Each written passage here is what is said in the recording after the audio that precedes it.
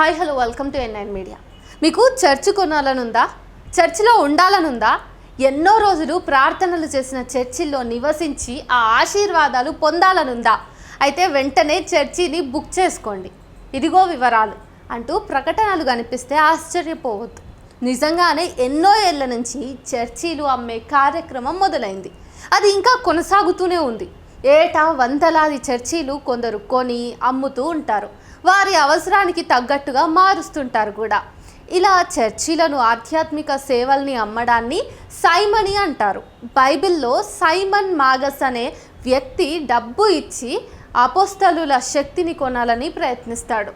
దీంతో ఇలా చర్చీలు అమ్మి సేవల్ని కొనాలని ప్రయత్నించే పనికి అతని పేరు కలిసొచ్చేలాగా సైమనీ అని పేరు పెట్టారు. చర్చిలను అమ్మడం, ఆధ్యాత్మిక శక్తి, పదవులను ఇతరులకు అనుచితంగా ఇవ్వటం వంటివి వందల ఏళ్ల నుంచే ఉన్నాయనేది స్పష్టం. చాలామంది దీనికి వ్యతిరేకంగా పోరాడినా ఆగకపోగా ఇంకా పెరిగాయి. క్యాథలిక్ క్రైస్తవుల అత్యున్నత న్యాయ వ్యవస్థ అయిన కానోన్ లా ప్రకారం ఇలా చర్చిలను సేవలను అమ్మడం క్షమించరాని నేరం. 9-10వ శతాబ్దంలో సైమనీ గురించి విపరీతమైన చర్చ నడిచింది. కొందరు దానికి అనుకూలంగా మారగా మరికొందరు దాన్ని వ్యతిరేకించారు. అట్లా ప్రచారం చేయడం కూడా మొదలుపెట్టారు.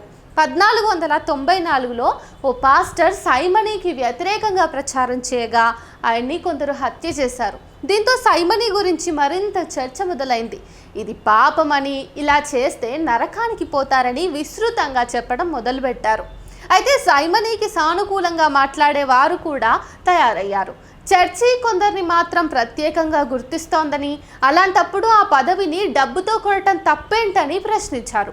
దేవుని ముందు అందరూ సమానమన్నప్పుడు దేవుణ్ణి ఆరాధించే విషయంలో ఎక్కువ తక్కువలు ఎందుకని నిలదీశారు. అమెరికాలో మరికొన్ని ఏళ్లలో సుమారు 1,00,000 దాకా చర్చిలు మూతబడనున్నాయని ఇటీవల కొన్ని కథనాలు వెలువడ్డాయి.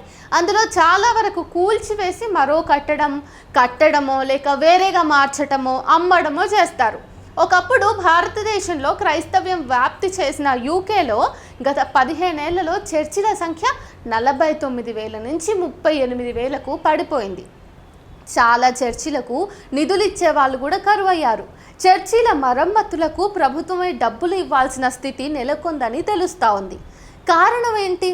విపరీతంగా పెరిగిన చర్చిల్లో సరిపడా జనాభా లేకపోవడం, కొన్ని చర్చిలకు కనీసం 20 మంది కూడా రావడం లేదని చెప్పేసి నిర్వహణ కష్టంగా మారిందని అంటున్నారు.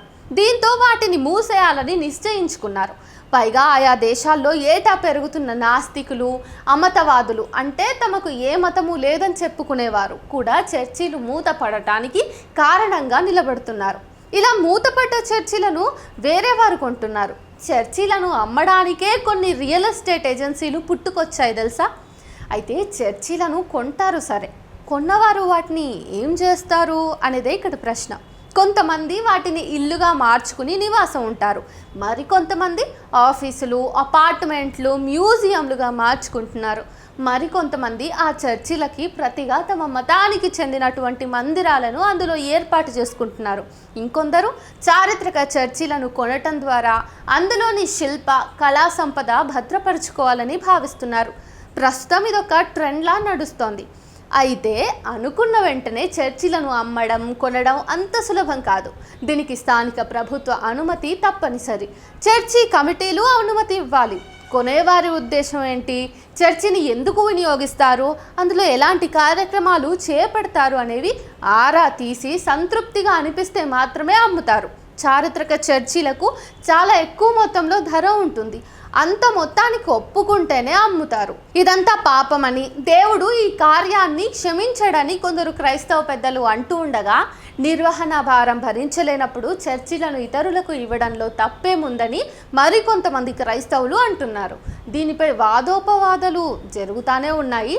చర్చిలను అమ్మకుండా వాటి స్థానంలో లైబ్రరీలు, బాలల కేంద్రాలు, యూత్ క్లబ్స్ ఏర్పాటు చేస్తే బాగుంటుందని మరికొంతమంది భావిస్తున్నారు. విదేశాలు వేగంగా చర్చిలకు, మతానికి దూరంగా జరుగుతూ ఉన్నాయి. ఏంటో మన దగ్గర మాత్రం ఇంకా కొత్త మందిరాలు పుట్టుకొస్తానే ఉన్నాయి. ఇంకా మతంలోకి లాగాలని చూస్తూనే ఉన్నాం. మనకిదంతా అవసరమా చెప్పండి?